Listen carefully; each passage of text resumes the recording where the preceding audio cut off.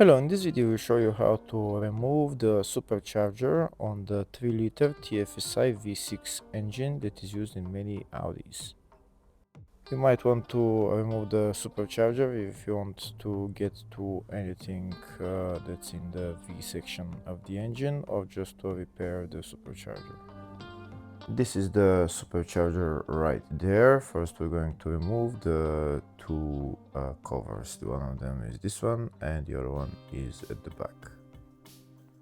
Next we're going to remove the vacuum hoses on the solenoid valves.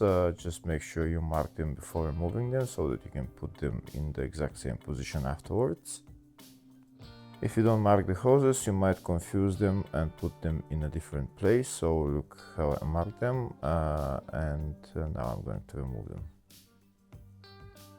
There is 4 or 5 vacuum hoses that we need to remove, and also there is around 4 or 5 electrical connectors that we also need to disconnect.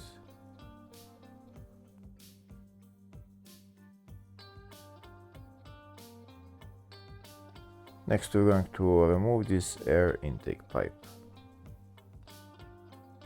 If the video is useful, please like and comment on the video and subscribe to the channel to see more videos like this.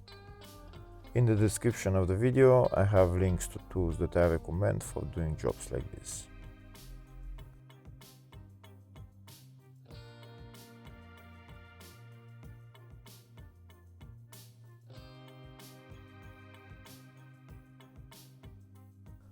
We also need to remove this air intake pipe on the front, but first we need to remove that cover because underneath it are 2 bolts holding that air intake pipe.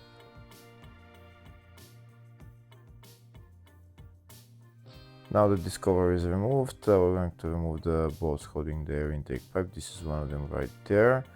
There is another one bolt that we need to remove so that we can get access to the second bolt for the air intake pipe.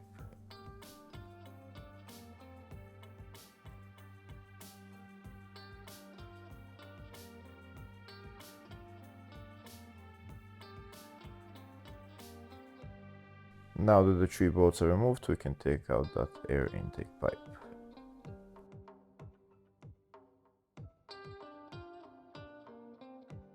Next we're going to remove the clamp for this vacuum hose and take out the vacuum hose.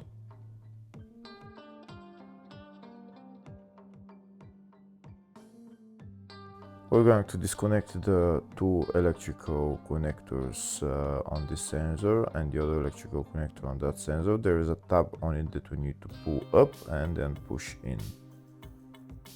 Next we're going to remove the plastic cover on this side. It's held by 2 bolts, and then there is another plastic cover on the other side that's held again by 2 bolts. We need to remove both of them.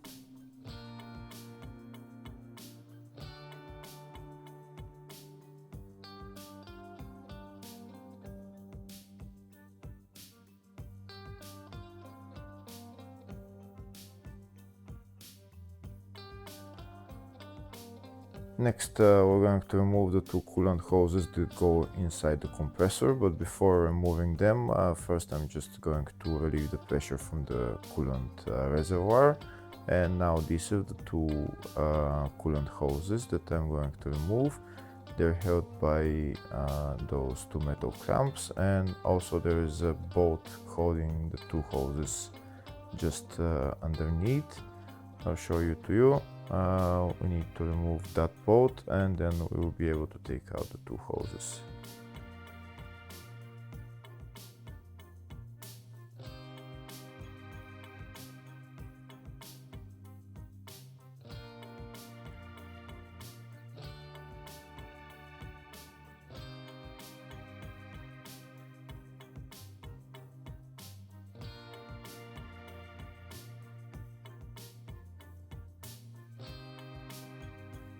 That's the 2 hoses removed. Next I'm going to remove the belt from the compressor. This is my wrench that I'm going to use, and that in the bottom is the tensioner that we need to turn clockwise and then take out the belt.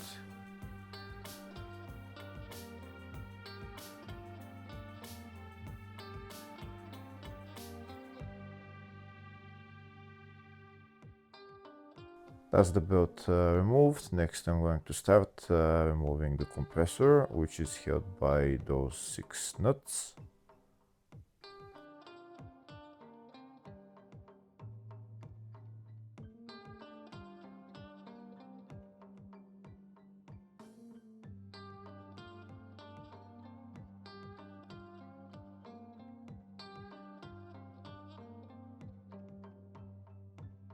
Now that the 6 nuts are removed, I'm going to put my extension bars on both sides and just try and pull out the compressor.